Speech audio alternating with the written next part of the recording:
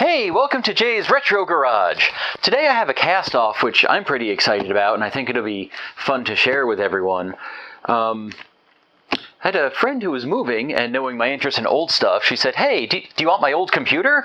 I said, "Well, maybe." She goes, "Well, it's like an old PowerMac G5 or something." I said, "Well, yes, I would like that computer."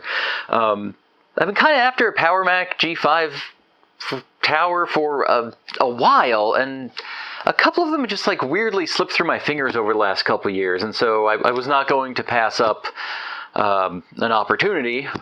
And so I went over there, and I was astounded when I got there because it was still in the box and everything, which is pretty neat. I'm not usually a box collector. Like, I don't usually care because like the machines are out and they're used, right? So I don't put a lot of value on the boxes, but it's just kind of neat to get. It's very well cared for, and the thing I like most about it is the FedEx shipping label on it that says it's 56.75 pounds, so it's got some heft to it, which, you know, if you've ever dealt with a Power Mac or a Mac Pro, you know they're not light machines.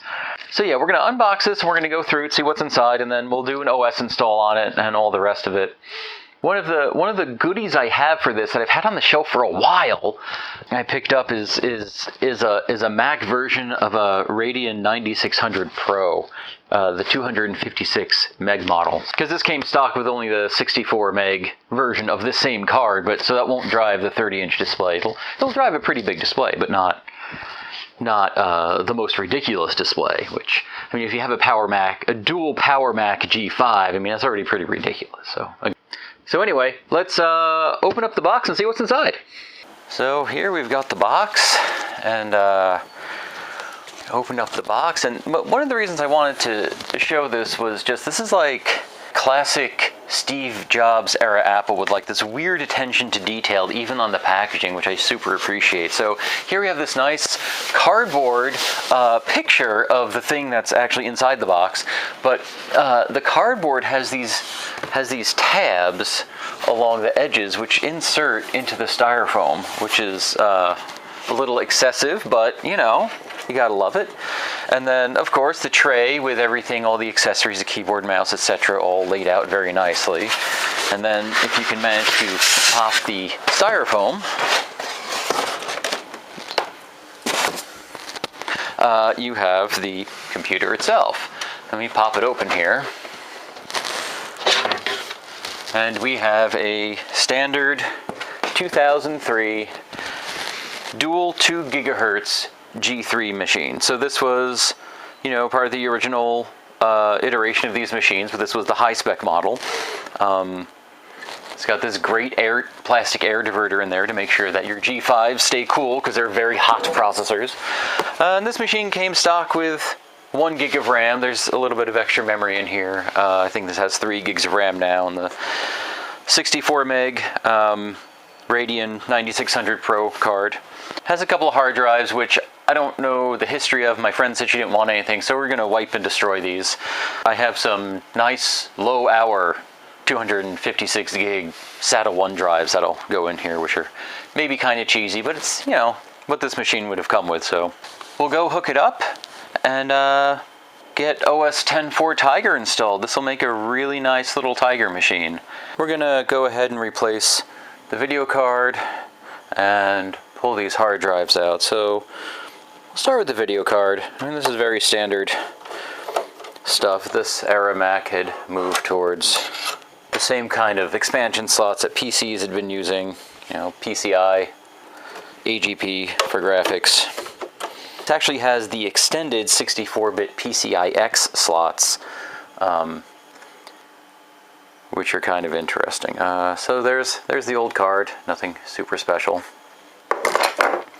And then we've got the new one here.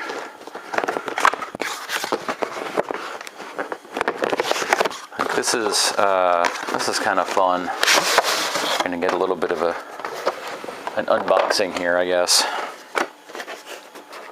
If I could figure out how to open the box, we'd be doing a lot better.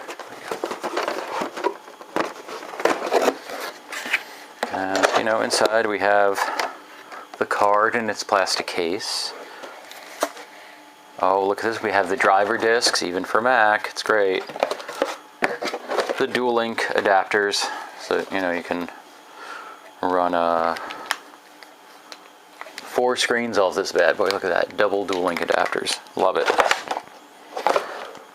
Except these actually aren't for this card, so I don't know what the heck these are for. Yeah, in this box, 2 adapters that don't go to this card, so I don't know where those came from. We'll just get rid of those. If we look at this card, it's a little loud, sorry.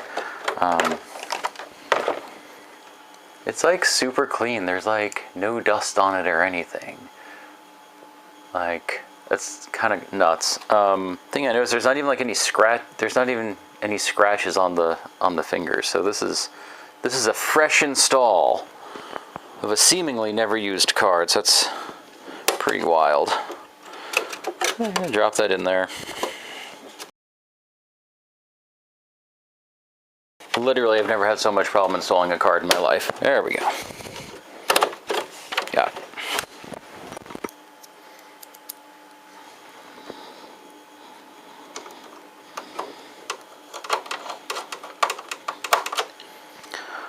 These hard drives, kind of interesting. So the later Mac Pros, right, had those nice slide-out trays. This does not. It has these little keepers in here that move, and the drives the cables kind of get in the way pulling the drives out. This is not nearly as convenient as the next iteration of this case design. That's okay. What do we have here? Mac Store 300 gig SATA 150 drive. Fine. And the upper one, pull this out. Again, it's just like everything's just a little tight in there, and like my fingers are not especially large, but they feel too large for this. And the top is interesting because it actually slides down and out. Can't really see, but the way the track kind of goes in, and then it goes in, and then it like goes up to get it behind the slip. So what's that? So this is the original Apple branded drive. You can see the Apple logo there. 250 gig Mac Store Diamond Max Plus. So this is the original hard drive. I'm going to take these mounting screws off the side, put them on the other drive I have here, because these kind of weird bulbous shaped screws are important so that the thing sits in the track properly. I looked up this drive. It's a 7200 RPM drive with a 2 meg cache. Okay, that's fine. But the Seagate Barracuda I have is a 7200 RPM drive with an 8 meg cache. So look out. It's a screaming performer, as they say. Just gonna drop these mounting screws in. All right, so with our mounting screws on, we'll just pop this bad boy in.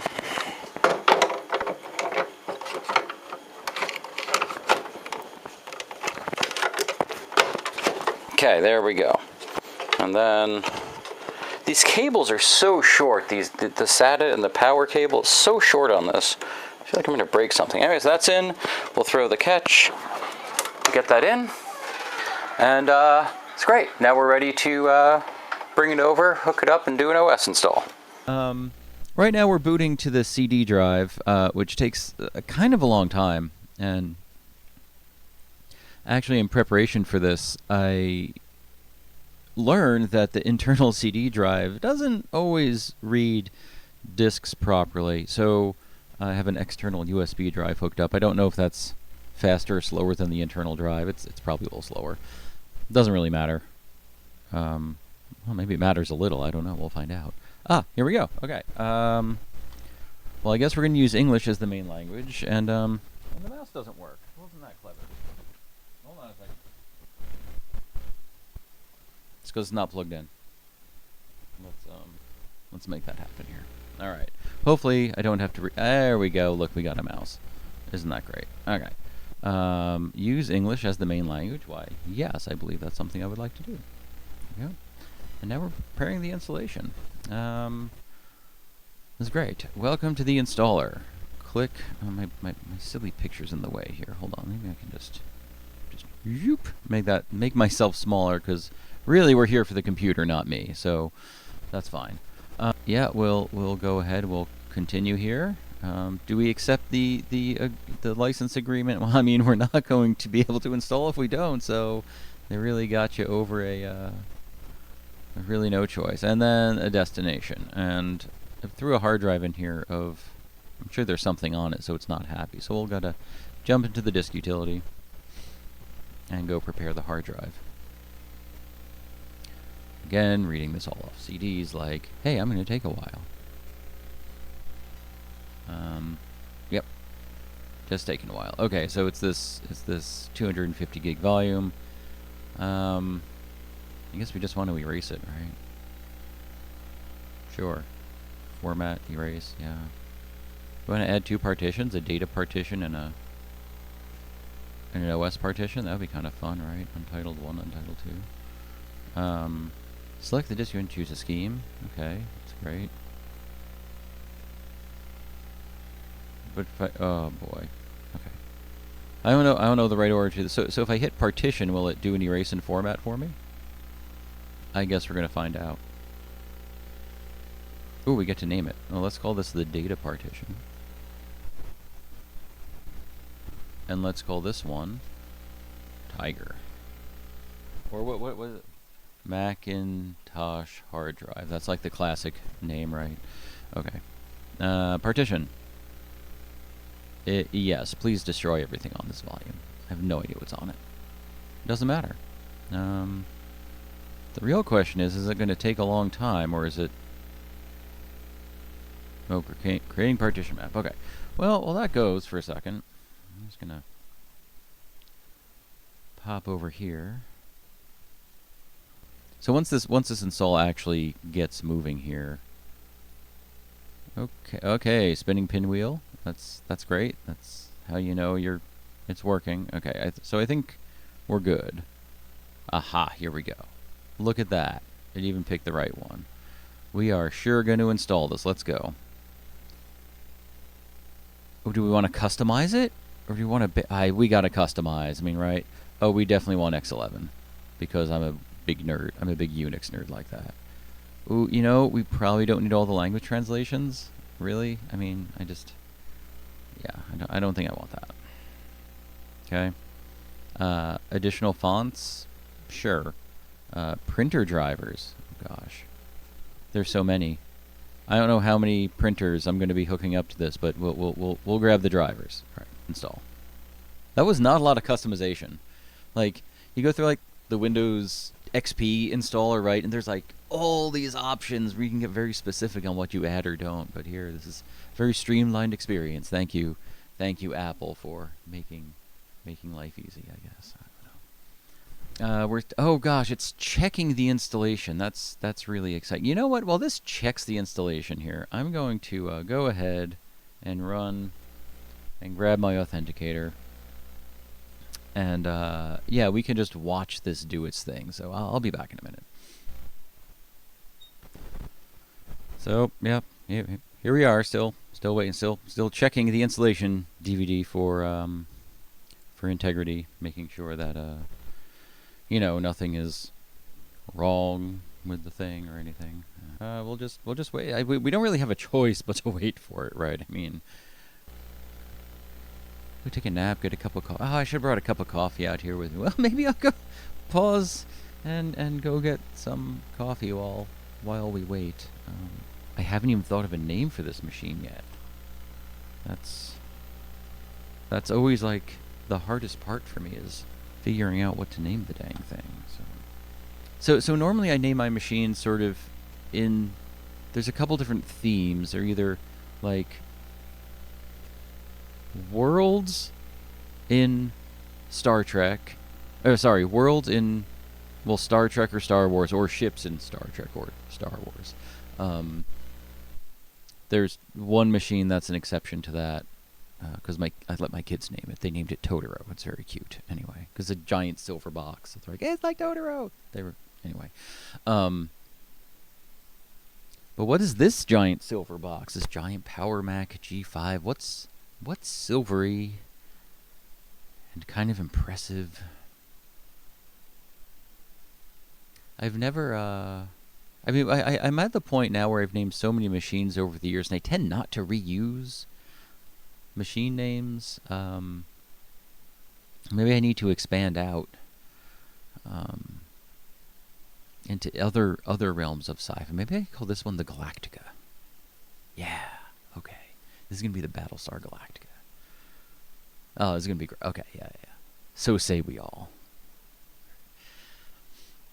All right. Oh, now we're just preparing. Oh, right, we were just checking the disk to be sure we could install, which is, handy. I guess it does all the checksumming to make sure that your files are okay. And, okay. Ooh, we're running installer scripts. Exciting. Okay. Time remaining, 2 minutes. I wonder if this is like a,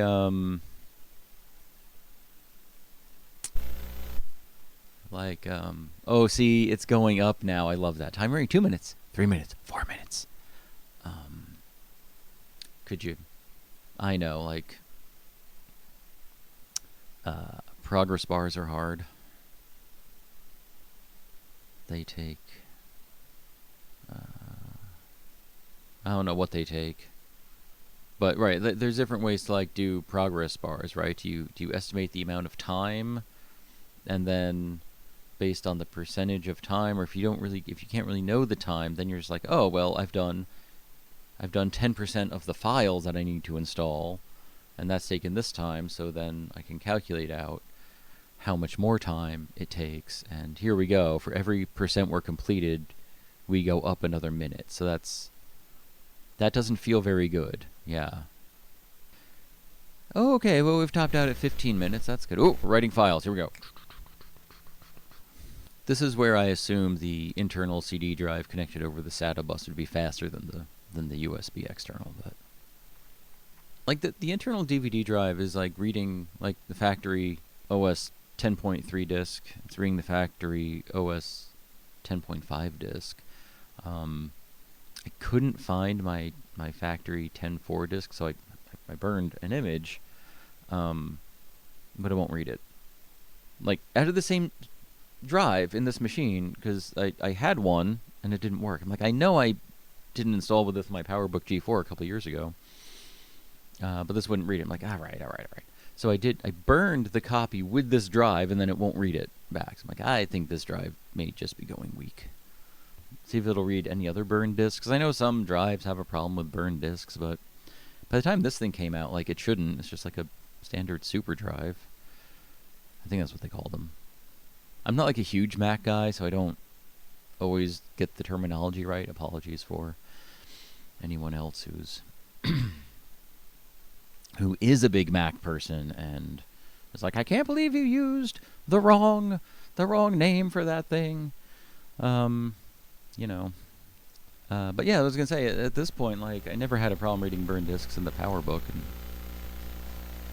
I just, for whatever reason, optical drives seem to have aged very, very poorly.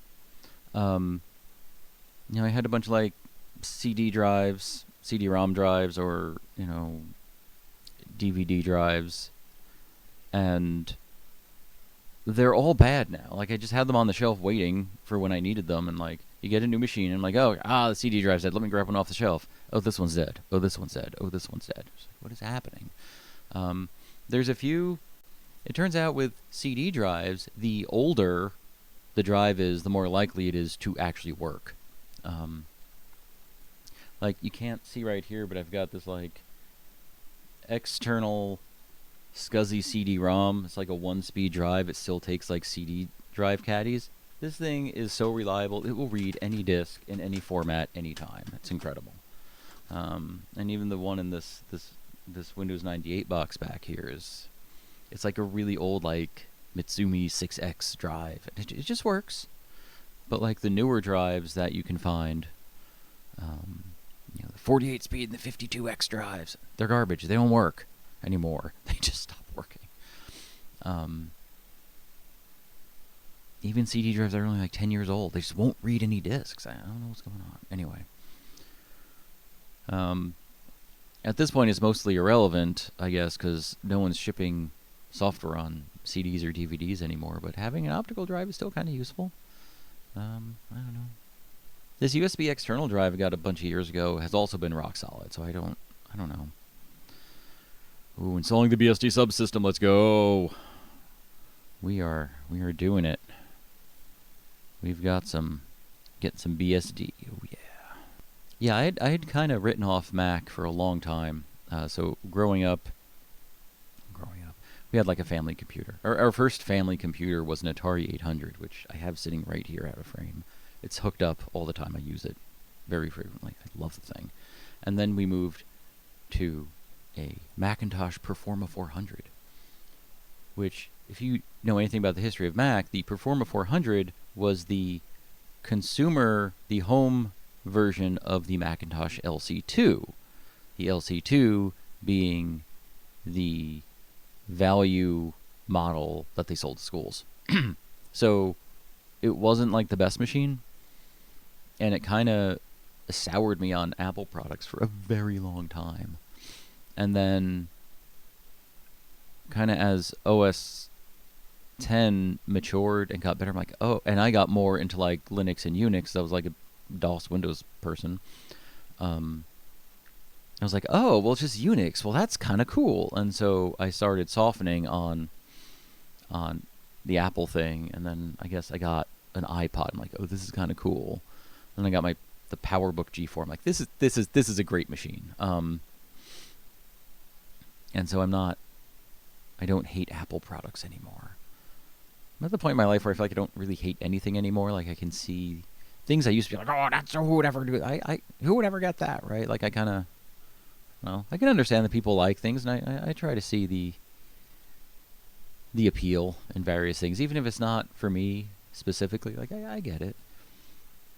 You know, like modern Apple Mac OS, right? Like I do not care for it, just as a user interface. And this goes back to even at the Tiger era, or even before that, just the whole Macintosh operating system, the way it handles windowing and multi-windows, and how it has like, well, one application owns the screen, that's it forever. Like I end up having a really hard time with like when I want to have layered windows. Like if I want to have like a web browser up with some instructions and a terminal sitting on top of it, for whatever reason, I have a really hard time getting that to work on Mac OS. So, whereas like the Linux desktop environments I use, it's just like, oh yeah, well, of course you can do that. Oh, you just want to pin this to always float on top of everything? Well, that's just a button click away. Oh, great. Well, thank you. That's what I want. So I could just have a hard time using Mac OS for everyday work. But I can absolutely appreciate it. And one of the really cool things about the Macintosh user interface is, and you can't see back there, I'm going to do a video on this one next probably, it's back over there on the desk that's out of frame, is an original 1984 128K Mac. And the user interface guidelines from that 84 Mac to even today, whatever the current Mac OS versions are, it is astoundingly consistent.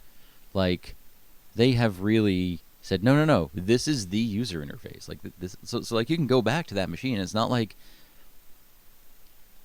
it's not hard to use, right? It's still the same idea. You have the menu bar across the top, right, with the drop-down menus to do things, and each application has its own, changes the menu bar to be, context specific for that application. The idea that everything is discoverable through the drop-down menus is very, very, it's cool. It's very cool. Whereas, like, Windows has gone through a couple different UI paradigms over the years, and they're kind of getting away from. Okay, so in my personal opinion, Macintosh hit upon their killer UI paradigm in 1984, and they've stuck with it for like 40 years now. Microsoft hit the golden user interface paradigm with Windows 95. And they've made tweaks to it over the years, but they've gotten so far away from it at this point that, like, I kind of feel like the Windows 11 experience is so far removed from the Windows 95 experience that it's not really the same. Not the way that the Macintosh interface is still very much the same. So, but that's just one man's opinion. You should all feel free to have your own opinions. Okay, hey, we did a thing. It's done. The computer will restart in 27 seconds unless I press the button. Let's go. All right, I'm gonna restart. All right, let's see. Now, does this pull the same trick like Windows, where it's like starting? Okay, restart your computer for the first time, and then does another 15 minutes worth of setup before it restarts the computer for real for the first time? You actually get to use it? I don't quite remember. Here we go. We're doing a thing. We've got a blue. There we go. I tried to get my lights, the blue, to match the blue of the thing for like a, I don't know. Oh, spinning pinwheel. Here we go. Pinwheel beach ball? I don't know. I don't know what you want to call it. It's colorful. It's mesmerizing. And oh man, there's this whole video. I really should have hooked up the sound. You can't hear it. It's sad. Maybe I'll insert it in post for the produced video. Okay, well, I'm going to press a button. I guess we could... Oh, no. Wow. X.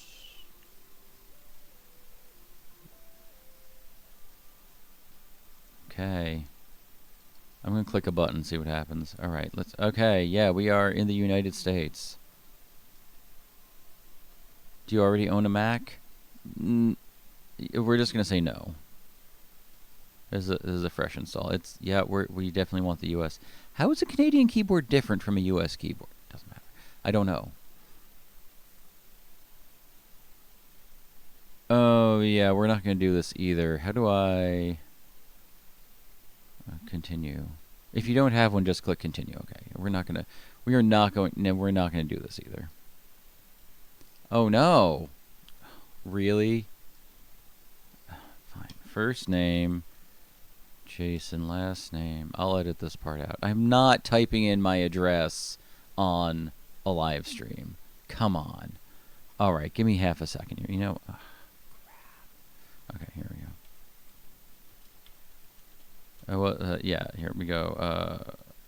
1313 Mockingbird Lane in Culver City. I don't know. I'm just making all this up. Zip code. I don't even know what California zip codes are. 99555. Area code number. Let's see, 555. 5555. Okay, well, good enough. This is not... Oh, I messed that up. Yeah, we need more digits. We need more fives. There we go. Phone number must be 10. What? Why is it not registering all my fives? What am I doing wrong here? I feel like an idiot. How many fives? There we go. All right, okay. Let's continue. There we go. Where will you primarily use this computer? I guess at home. What best describes you? Ooh. I guess I'm kind of like an IT guy. There's no computer historian on here. Gosh, you guys. All right. Stay in touch. Do not subscribe me to anything. Oh my gosh.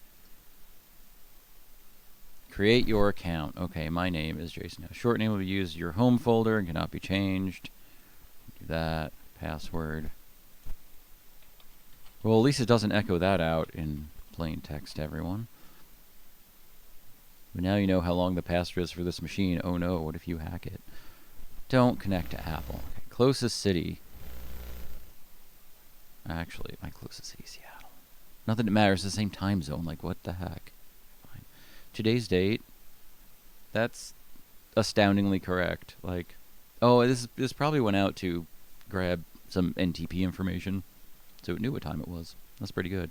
What I did find is when I first turned this machine on, I didn't have it plugged into anything. Just wanted to see if it worked, and it booted to whatever OS was installed.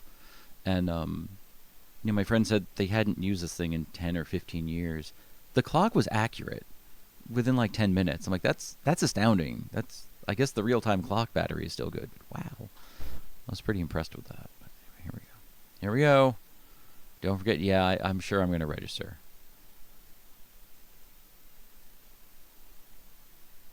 Look at that. We've made it. We have made it. I don't really need the DVD installer there. Yeah, that's fine. One thing I would like to do is see if I can get the screen resolution to be a little less constrained here. So I think that's on the displays screen. Here we go. We should be able to do 1280. Let's see. Uh-oh. There we go. Okay, so new software is... Wow! Okay, this is cool. I did not expect the software updater to still be working and calling out to Apple to do this. That's really cool. Okay, we're just going to install. It's going to install. Wow.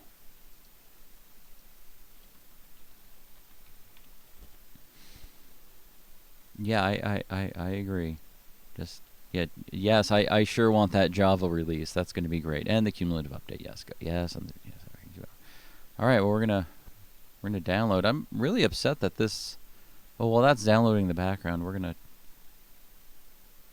That's really upsetting that the and that's just the capture card that's not happy with a 1280 by 720, which is a little strange, huh? Well, okay, so we're for this stream we're stuck at whatever 800 by 600 resolution. That's not the end of the world, I guess. It's kind of funny though. Anyway, I'll figure that out later. I'm not too worried. Like I'm not going to be using this through the capture card on a regular basis. I will be using this through on a real panel. Let's see if this. I should be able to just.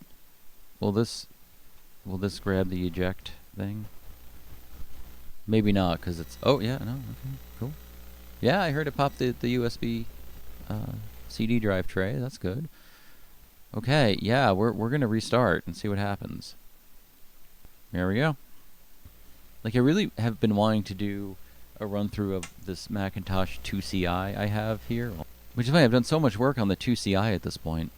The 2CI, I remember how I said, like, oh, Apple turned me off to their stuff. So the Performa 400 was such a miserable computing experience at the time. That's what swore me off Apple products for a long time. And recently I got this 2CI, and I was like, which is of the same generation of that Performa 400, right? It's like early System 7. And I said, okay, was it the computer that was bad, or was I just being like curmudgeonly? As a curmudgeonly kid, right? Yeah, I guess that tracks. Because I just remember it crashing all the time, being kind of miserable. And like, so this machine, I've recapped it and fresh OS install, make sure everything's like really solid. And yeah, it crashes all the time.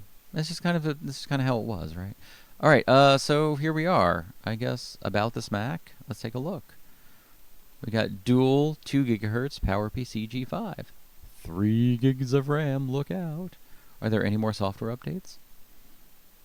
Checking for new software. Browse the web. We can. I think all the certs are too old to be able to use the internal mail client for anything.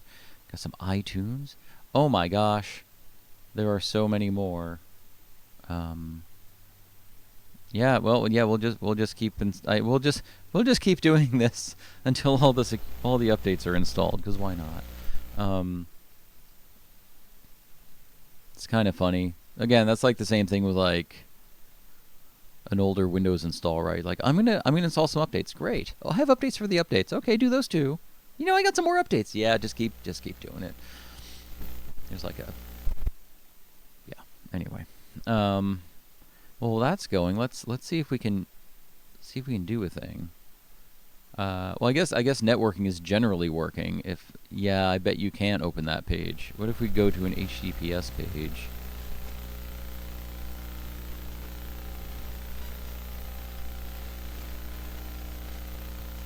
All right, there we go. The TNG episode picker works in Safari. This is exciting. This is awesome. Oh, because the screen is so small, though. We're kind of like, whoop. Can you size to the? All right, Safari. What are you doing here? It doesn't matter. All right, fine. Yep, here we go. It's working. At least the web browser's working.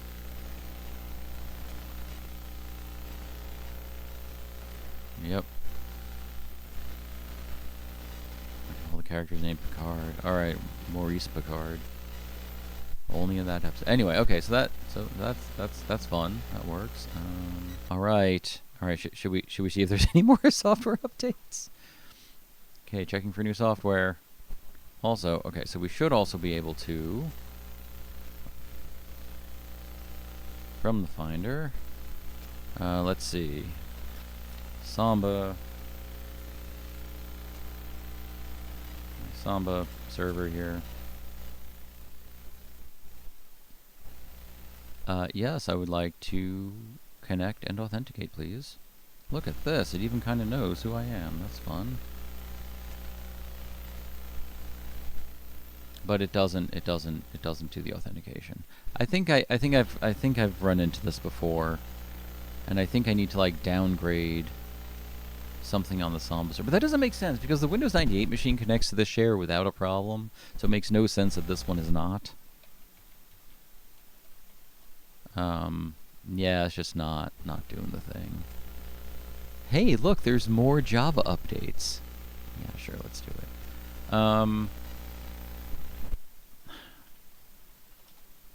Mac can probably also do a native NFS mount, which I could probably try and figure out. Can I do that right through the Finder? I don't know. What, can we do NFS? This is so silly. Because the name of the password is not correct. Well, I mean, yeah, because you didn't prompt me or anything. Yeah. I guess I should probably set up the AFP. I forget what it's called. The Apple. Yeah, no, that's not gonna work. Hiya. Wow, this is serious. Oh my gosh, that's such a big flaw. You need to restart your computer again. Okay. Is this Java update, man? It's taking a long time. Okay. It's gonna make me log in. No, this is still the error of like, oh, this is your computer. Why would you need to log into it? It's in your home. It doesn't matter, right? All right. Oops. All right, we're gonna skip that for a minute. We're gonna go here. I need to change this because these I can't do the oh god. I need to change the colors on the terminal. I can't do this. Window settings. Well, okay, it doesn't matter. Basically, at this point, we are installed. Everything's working, it seems. I'm going to do some more work to this thing. Try and get the better video card installed, get some software installed, and then, I don't know, we'll use it for things, because that's what I do. Anyway, thanks for joining me on this lazy Sunday morning, or afternoon, depending on where you are, I suppose. Yeah. We installed. Wait, I love this. There's yet another Java install. Oh my gosh. Yeah, like I said, a lot of this will probably appear in a much more cut down, produced video. 'Cause yeah, this was it exciting? I don't know. How long we've been doing this here? Maybe an hour or so. Oh, not quite an hour. Actually, that's pretty good, actually. Under 50 minutes to go from, like, nothing to install to a working machine where we're doing, was our third Java update now? It's good. It's good. It's good.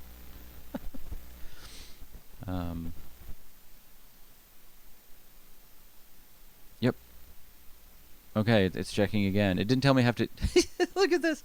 I love this. Okay, we've got another Java update to do. I'm just gonna keep doing Java updates. I don't know if I'll ever use Java on this machine, but we're just gonna keep doing the updates because it's funny. The other thing I need. The other thing I always like doing is this was always okay. The dock. I'm going to change my dock preferences because I can't do this. Okay, so we're going to automatically hide and show the dock. We're going to use a smaller dock size, but we're also going to do some magnification of the dock. This is what I like. Nope, more. Dock size small. Magnification. I thought this was like the coolest UI feature when you can like do this on the Mac. Woo! I always love that. Okay, cool. All right, good. Well, now that my dock is where it needs to be. Oh, look, now there's release 8. I wonder why there isn't like a roll-up update for all the Java on here. Well, that was a very small one.